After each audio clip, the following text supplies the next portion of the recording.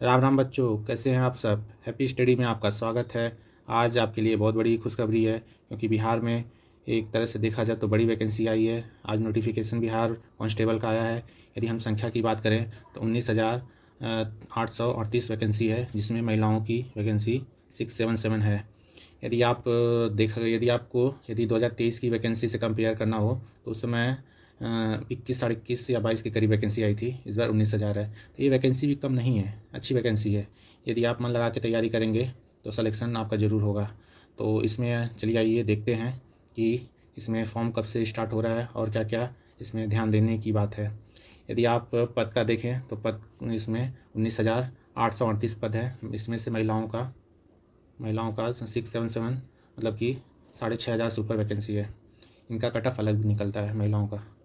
और यदि 2023 वाली वैकेंसी की बात करें, अभी वो पेंडिंग चल रही है। सरकार उस पर अब हो सकता है प्रोसेस थोड़ा तेज़ी से बढ़ाए आगे। और यदि इस फॉर्म का डेट की बात करें तो 18 मार्च से लेके 18 अप्रैल तक चलेगा। योग्यता की बात करें तो इसमें योग्यता 12वीं पास है। आयु सीमा की बात करें तो 18 से 25 वर्ष है। इसमें शारीरिक मानदंड जो फिजिकल टेस्ट होता है पुरुष के लिए, यदि हाइट ये सब इसकी बात करें तो 165 सेंटीमीटर, चेस्ट 81 से 86 सेंटीमीटर। और यदि महिलाओं की हाइट की बात करें तो 155 सेंटीमीटर, और इनका चेस्ट इन्हें काउंट नहीं किया जाता है। और इनका वज़न 48 केजी, क्योंकि हम देखें हैं पिछले बार जब 2023 की वैकेंसी थी उसमें कई लड़कियां 48 से कम वेट की थी, तो इससे उनका सिलेक्शन नहीं हो पाया। जबकि उनका देखा जाए तो सिलेक्शन मतलब कि होना चाहिए, तो इसलिए इस चीज़ को ध्यान दें, वेट कम नहीं होना चाहिए। यदि हम और महत्वपूर्ण जानकारी इससे रिलेटेड बात करें तो 35% जो रिजर्वेशन होता है महिलाओं के लिए रिजर्वेशन होता है। और यदि हम और इस पे बात करें, अन्य राज्य का यदि कोई बच्चा है तो यदि वो फॉर्म अप्लाई करेगा तो वो यूआर में काउंट होगा। वो भले से, या आप ऐसे बोलिए, यदि वो यूपी या किसी और स्टेट का उसके पास ओबीसी या और भी कोई रिजर्वेशन है, तो उसको ऐसा नहीं कि वहाँ पे ओबीसी में रखेंगे। बिहार में उन्हें जनरल में ही फाइट करना पड़ेगा। यदि सिलेक्शन प्रोसेस और पेपर की बात करें तो इसमें 100 अंक के 2 घंटे का पेपर होगा और ओएमआर आधारित होगा। ओएमआर वो जो रंगने के लिए देते हैं, उसमें वो बबल रंगना होता है, एक तरह से ऑफलाइन है। और यदि हम बात करें इसमें क्या क्या आते हैं, तो इसमें हिंदी, इंग्लिश, गणित, जीके, साइंस, करंट अफेयर से क्वेश्चन आते हैं। यदि शारीरिक दक्षता की बात करें तो इसमें 50 अंक दौड़ से मिलेगा, और गोला फेंक 25 अंक, ऊंची कूद से 25 अंक। और यदि आपका फाइनल मेरिट की बात करें तो इसमें पीईटी के अंक के आधार पर बनेगी। मतलब कि आपका जो पहला पेपर होगा वो बस क्वालिफाइंग होगा। आपका जो भी रैंक बनेगा पीईटी पे ही बनेगा, तो इस चीज़ का ध्यान दें। तो आपको हमने ये बताया है अभी, प्रथम चरण वो 100 अंक के 2 आवर, ये आपको मैं ऊपर बता दिया हूँ।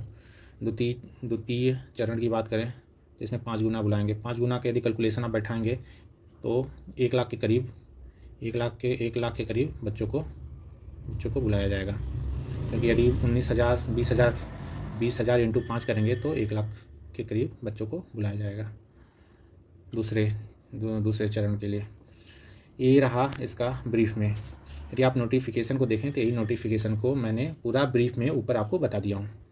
यदि हल्का फुल्का और देखना है तो मैं आपको और क्लियर कर देता हूँ। आपको मैंने बताया कि वैकेंसी इतनी है, जिसमें महिलाओं के लिए 277 पोस्ट है। यदि आप ईडब्ल्यूएस की बात करें तो 1983 वैकेंसी है, और महिलाओं के लिए 694। सेम उसी तरह एससी की बात करें तो एससी के लिए 3174, और इसी के अंदर ये जो सब कैटेगरी होता है ना, इसी के अंदर महिलाओं की वैकेंसी 11, मतलब 1111 वैकेंसी। सेम इसी तरह एसटी का भी है, एसटी 199, और महिलाओं का है इसमें 70। ईबीसी इसके लिए भी बिहार में कई बार कंट्रोवर्सी में रहता है, इसमें कट ऑफ को लेके और भी कई चीज़ को। तो इसकी वैकेंसी 3571 है। और यदि महिलाओं की बात करें तो 1250 है।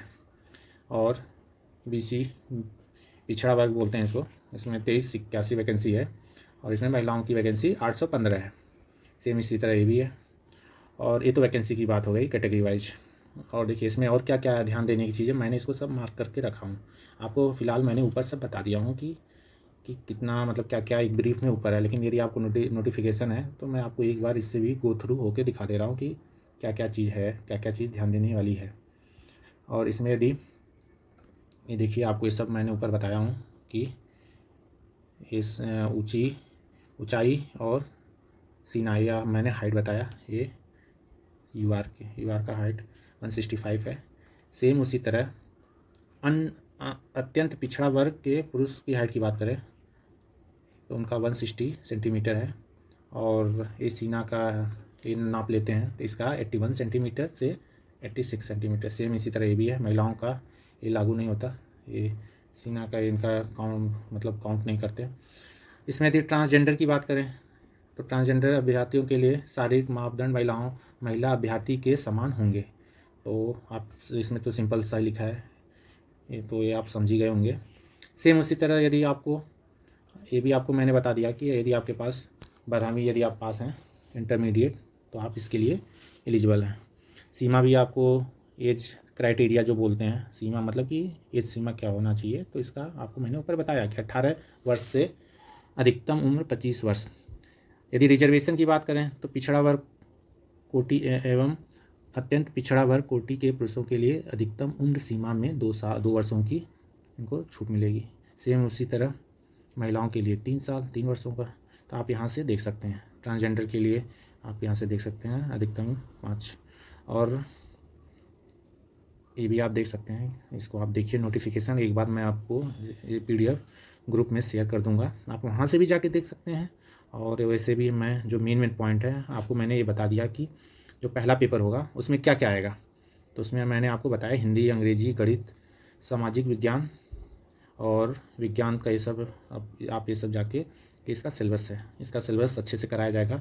मेरे चैनल से जुड़े रहिए, यहाँ पे सारी क्लासेज आपको फ्री मिलेगी। और आपको यदि कोई भी डाउट है तो आप ज़रूर पूछ सकते हैं कमेंट में। और यदि ये पहला जो पेपर होगा ये बस क्वालिफाइंग है, उसके बाद आपका जो भी रैंक बनेगा PET पे ही बनेगा। इसमें जो इसका आपको यहाँ तक आप इसको एक एक करके स्लाइड करके देखिए, और यदि कोई भी डाउट है आप पूछ सकते हैं। और यदि क्या क्या सर्टिफिकेट क्या क्या होना चाहिए, ये सब बेसिक है, कुछ ऐसा नहीं है कि यदि आप OBC हैं या EBC हैं तो आप उसका बनवाइए सर्टिफिकेट, सही रखिए, क्योंकि कई बच्चों का गड़बड़ होने के कारण बाद में वो आउट हो जाते हैं। और EWS वित्तीय वर्ष 2023 से 23-24 का देखा जाएगा इसमें। सेम ट्रांसजेंडर अभ्यर्थियों के लिए भी यहाँ पे दिया हुआ है, आप एक एक करके सब देख सकते हैं। और जो मेन पॉइंट है मैंने तो बता दिया हूँ। और यदि आप यहाँ देखें कि कितना फ़ीस लगेगी, यदि आप जनरल कैटेगरी से हैं तो 675। या आप बाहर के स्टेट से हैं, जैसे बिहार के बाहर कोई भी स्टेट से हैं इंडिया से, तो आपकी फ़ीस इतनी लगेगी 675। और यदि आप अनुसूचित जाति अनुसूचित जनजाति इस कैटेगरी में आते हैं तो आपकी फ़ीस 180 रुपये लगेगी। और रही बात यहाँ आप देख सकते हैं, इसमें भी ये कितने उम्र सीमा, कट ऑफ डेट, ये सब दिया हुआ है, आप इसको ज़रूर देखिए। इसको 1 मिनट में यहाँ से क्लीन कर देता हूँ, फिर डाउट ना दिक्कत ना रहे कुछ। और यहाँ से आप एक एक करके देख सकते हैं, जो मेन पॉइंट है मैंने आपको बता दिया हूँ। और इस एग्ज़ाम क्या ये है, अप्लाई करने का डेट 18 मार्च से स्टार्ट होगा, 18 अप्रैल तक चलेगा। हाँ, इसमें आप ध्यान दें, कई बार क्या हमेशा सर्वर स्लो हो जाता है, तो आप मिड मतलब कि 18 मार्च से यदि स्टार्ट हो रहा है तो कम से कम 10-12 दिन 15 दिन के अंदर इसको भर दीजिए। ये नहीं कि अंतिम समय वेट करिए, क्योंकि इसमें ऐसा कोई वो नहीं है कि जोन का है जैसे NTPC में रहता है कि हाँ किस जोन में कम बच्चे अप्लाई किए हैं, तो ये सब का है नहीं चक्कर। तो आप टाइम पे भर दीजिए कि बाद में दिक्कत ना हो, क्योंकि यदि आप सही ढंग से मेहनत करेंगे, सही डायरेक्शन में पढ़ाई करेंगे तो आपका सिलेक्शन ज़रूर होगा। और रही बात, यदि आपको और भी कुछ भी पूछना है इससे रिलेटेड आप ज़रूर कमेंट में पूछिए, मैंने एक बार इसको हल्का अंडरलाइन कर दिया था। और रही बात पढ़ाई का, आप मेहनत करें और उसके बाद जो भी दिक्कत हो आप पूछ सकते हैं, आप कहीं से भी पढ़िए, ये मैटर नहीं करता है। आप सिस्टमेटिक होके सही डायरेक्शन में मेहनत करिए, सिलेक्शन आपका ज़रूर होगा। धन्यवाद। आप मेरे चैनल को लाइक, सब्सक्राइब, शेयर ज़रूर करें, और भी इन्फॉर्मेशन के लिए नोटिफिकेशन को भी ऑन करके रखिए। Thank you.